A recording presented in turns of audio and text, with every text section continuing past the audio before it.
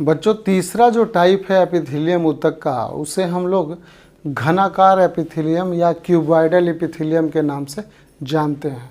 तो बच्चों इस प्रकार के एपिथेलियम में हम लोग देखते हैं कि कोशिकाएं कैसी हैं, घन के आकार की हैं, जिसे हम घनाकार कोशिका के नाम से जानते हैं। और आप जानते हो कि मैथ में भी आप पढ़े होंगे क्यूब, ये क्यूब की तरह होती हैं। यानी क्यूब कैसा होता है बच्चों, आप इस तरह से आप क्यूब बनाते होगे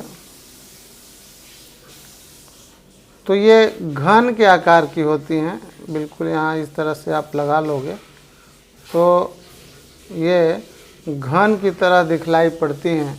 तो मैं इस बोर्ड पे घन की तरह बना नहीं पाऊँगा, तो ये वर्गाकार बनाया हूँ। तो ये घनाकार होता है, घन के आकार का होता है। तो इस प्रकार के ऊतक में क्या हो जाएगा, इस प्रकार के एपिथेलियम में कोशिकाएं घन के आकार की होती हैं तथा आधार झिल्ली पर सजी होती हैं। जैसा कि मैंने फिगर में ड्रॉ किया है कि ये घनाकार कोशिकाएं जो हैं आधार झिल्ली पे व्यवस्थित होती हैं, आधार झिल्ली पे सजी होती हैं। और इनका एक फीचर पाया जाता है कि विशिष्ट गुण होता है कि इन कोशिकाओं के मध्य में आप देख रहे हैं कि इसमें केंद्रक उपस्थित है। तो यह केंद्रक काफ़ी प्रबल होता है, प्रोमिनेंट होता है, दूर से ही दिखलाई पड़ता है। दूर से दिखलाई पड़ना का मतलब जब आप माइक्रोस्कोप में देखोगे तो यह काफ़ी बोल्ड दिखलाई पड़ता है, बीचों बीच होता है। तो केंद्रक मध्य में उपस्थित होता है, मध्य में स्थित होता है। यह एक इम्पॉर्टेंट पॉइंट है। जबकि आप दूसरा एपिथेलियम पढ़े थे जिसमें स्तंभाकार एपिथेलियम था। तो स्तंभाकार एपिथेलियम में केंद्रक जो है वो आधार की तरफ था, लेकिन जब ये कोशिकाएं घनाकार हो गई तो यहाँ केंद्रक बीचों बीच यानी मध्य में पाया जाता है। और ये कहाँ ये एपिथेलियम पाया जाएगा बच्चों, तो ये हमारे शरीर के अंदर कुछ महत्वपूर्ण ग्रंथियां हैं जो खास तरह का सिक्रेशन, खास तरह का तरल पदार्थ स्रावित करती हैं। तो पहला जो है जिसे हम लार ग्रंथि या सैलिवरी ग्लैंड के नाम से जानते हैं। तो सैलिवरी ग्लैंड क्या करता है बच्चों, सैलिवरी ग्लैंड से लार निकलता है। सैलिवरी ग्लैंड से क्या निकलता है, लार, जिसे हम सलाइवा के नाम से जानते हैं। ये हमारे भोजन को क्या करता है, चिपचिपा बनाता है। जैसे ही हम लोग भोजन करते हैं और भोजन को मुख गुहा में डालकर चबाते हैं तो हमारे मुख के अंदर जो लार ग्रंथियां पाई जाती हैं, उन लार ग्रंथियों से यह लार यानी सलाइवा निकलता है और भोजन को नरम और मुलायम बनाता है, भोजन को लसलसा बनाता है। तो लार ग्रंथि में भी यह घनाकार एपिथेलियम पाया जाता है, जो हमारे अंदर, हमारे मुख गुहा के अंदर जो लार ग्रंथियां हैं, उन ग्रंथियों की नलिकाओं में, उन ग्रंथियों के अंदर इस प्रकार का एपिथेलियम पाया जाता है, जिसे हम घनाकार एपिथेलियम कहते हैं।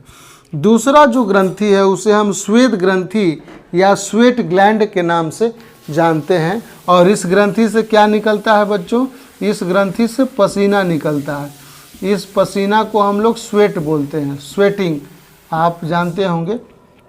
तो स्वेट ग्लैंड यानी पसीने वाली ग्रंथि, जिसे हम श्वेत ग्रंथि के नाम से जानते हैं, इस ग्रंथि के नलिकाओं में भी ये घनाकार एपिथेलियम या क्यूबॉइडल एपिथेलियम पाया जाता है। तीसरा है वृक्क नलिका, यानी हमारे किडनी के अंदर, हमारे वृक्क के अंदर जो नलिकाएं पाई जाती हैं, उस किडनी ट्यूब्यूल्स में भी ये घनाकार एपिथेलियम पाया जाता है। यानी कोई भी नली होगी बच्चों, इस नली की जो भीतरी दीवार है, इस भीतरी दीवार में क्या होगा, घनाकार एपिथेलियम पाया जाएगा। और यह एपिथेलियम इस नली की रचना को बनाता है और साथ साथ इसका सुरक्षा भी करता है। तीसरा है अग्नाशय, तीसरा नहीं बच्चों, चौथा जो है उसको हम लोग अग्नाशय कहते हैं। पैनक्रियाज इंग्लिश में इसका नाम है। और पैनक्रियाज भी एक हमारे शरीर का महत्वपूर्ण ग्रंथि है। तो इस अग्नाशयिक ग्रंथि के नलिकाओं में भी यह घनाकार एपिथेलियम पाया जाता है। तो आप याद कर लोगे कि घनाकार एपिथेलियम की उपस्थिति कहाँ कहाँ होती है।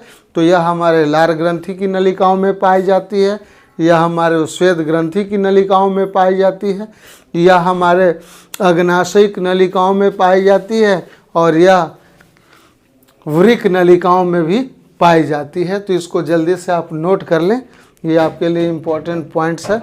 इसको नोट करके इसको बाद में आप स्टडी करेंगे। वीडियो को आप अधिक से अधिक देखिएगा तो आपको समझ में आ जाएगा। अगर कोई दिक्कत होगा तो आप कमेंट कीजिएगा, मैं फिर से आपको समझाने की कोशिश करूँगा। तो इसको नोट कर लीजिए।